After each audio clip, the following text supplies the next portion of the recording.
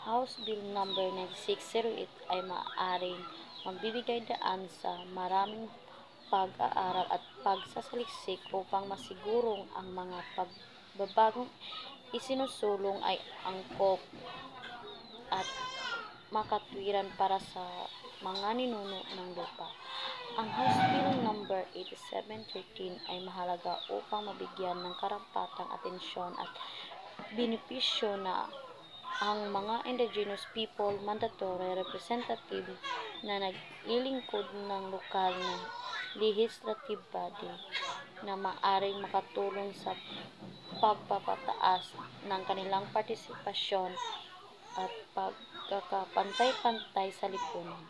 Ang pagtutulungan ng mga panukalang batas na ito ay maaaring magresulta sa mas maayos na pagpapahalaga at proteksyon sa karapatan ng mga katutubong mamayan sa Pilipinas.